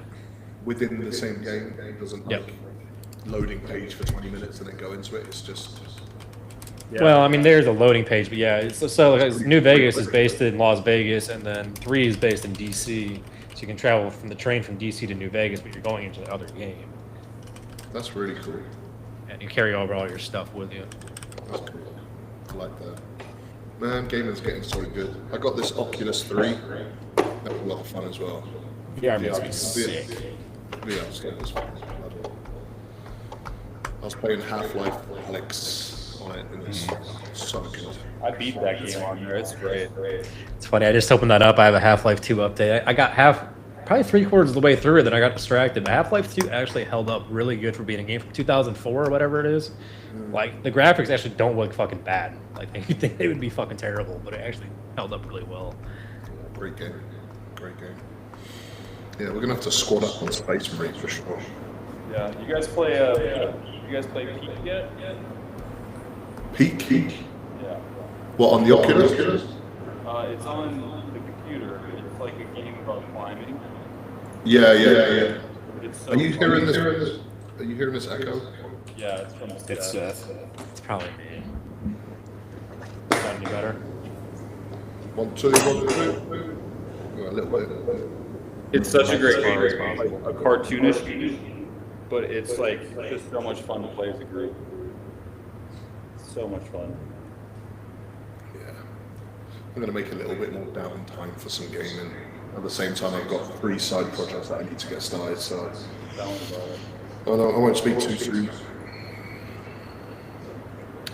I've been a hot minute, but I mean, I have free time now. I could, but I also just moved to a new place. I gotta go out and explore a little bit. I'm gonna have so much free time when I finally get to quit. It's gonna be awesome. While you're racking up calls, you might be on sales call motherfucker day. That is true. I might cut it off if that starts happening. So How many clients have you got, if you don't mind me asking? right now I'm at 46. Yeah, that's a good number. That's like peak number for me. Like that's the most I could ever tolerate. Well, I'm doing all of this and keeping them all happy while still working a full-time job. Granted, I've kind of fucked off at my job for like the past month and just been on my phone doing client shit the whole time. But yeah, whatever. Colton, are you gonna give us you posted a story earlier about this flood of content you're about to make? Oh man. Seth, mute yourself. It's so bad. Yeah, just mute your mic at this point. Is it muted? Oh, Yes. I released Us a two video push to about. I released a video about Steffi Cohen. That was this morning, and immediately. Who's Steffi Cohen? Is she the one that does like the little female drug talk clips? No, she's like. No. super- Oh, no, Steffi Cohen's the powerlifter chick who went into Powerlifter. fighting. Yeah. And immediately they sent me a cease and desist letter. So I took it down just to avoid, any extra conflict, and then got with like a YouTube lawyer, Legal Eagle, and apparently their cease and desist was very, like in and of itself, erroneous based on public court records. So, but I'm just not going to chase it. Like I just don't really care that much. And the video didn't even go that viral, so it's like whatever. I probably made like $100 off it. We'll call it good. But I have a bunch of other ones coming out about a lot of people in the industry like promoting, low-key promoting drug use. And then I have one about a coach. Oh shit, this one's big. I have one about a coach that so he ran one of these like Orange Theory places. It was like a style place like that. And it was just a bunch of girls that went there. And he basically was saying to all these girls like, hey, here's, rough macros, and then here's this vitamin I want you to take. And he made his own vitamin. It had its own label and everything. Well, all these girls started feeling weird. They started missing their periods and weird shit like that. And 2 of them reached out to me. It's fucking wild shit. And apparently, not apparently, they did test the vitamin, and it came back as what the fuck was it? It was not Anavar. It was either D-ball or Anadrol. I can't remember. came back as fucking Nandrolone, and this was like 20 plus women, and so this guy like went to prison, got out of prison, and has been like harassing these women and supposedly doing it again, like selling his own supplements as steroids to women to like make them feel really good in their progress. It's crazy, dude. Like some crazy stories. That's like fucking people insane. that reach out to me, like I know some wild shit that I literally cannot say. Like it's just doing this has been one of the most eye-opening experiences because of how many people you get to know and how many people will tell you shit just to like, you know, gossip. And it's like, fuck, bro. Like there's some crazy shit. Like a lot of people who claim natty that, you know, their parents or their cousins or brothers like reach out to me and they're like, yeah, he ain't fucking natty, bro. Like it's crazy, dude. It's some crazy shit. But like some of this stuff I can't say because I'm like, okay, can I talk about this? And they're like, please don't. I'm like, great. Well, this doesn't mean fucking nothing. And I'm not gonna go against that. It's like. And then I had the reverse a few months ago when Sam Sulik's mom dove into my DMs all pissed off when I said that he wasn't natty. Because apparently she thinks he's natural still. Like, if you believe that at this point, you're fucked. You're cooked. That's crazy. Come on, Sam. Just tell your mum. Jeez. Well, that's the thing that kills me is Sam's admitted it on TikTok. He like straight up like told people like, it's no secret. Roughly what he's taking, but she thinks he's natural still. Like, okay, what do you think, Mom? Oh, now she knows. You're gonna know one way or another. What's like how many of those fucking coaches for those chicks too are just making up for like their shitty programming and shitty coaching, just like giving them fucking Anavar instead? Yeah, exactly. What do you guys think about these guys that promote like just female only coaching? Like I'm a you know bikini specialist kind of approach to their business. I get the whole thing of like having a niche and like wanting to market yourself into like a specific group of people, but it's always going to come off weird to me. Yeah. It's always going to be weird for me. Always.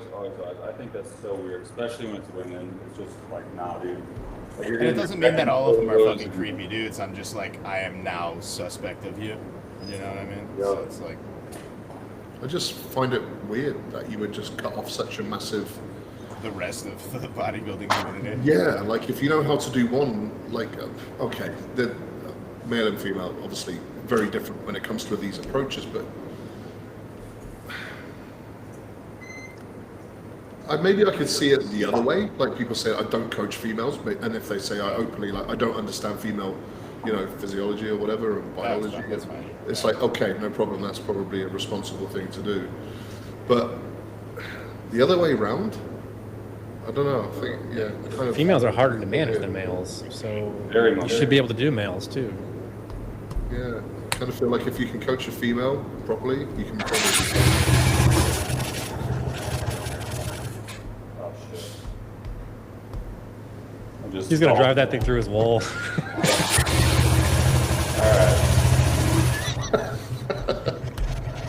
Off to bed. That's how he goes to bed every night, isn't it? Yeah, that's how it gets around the house.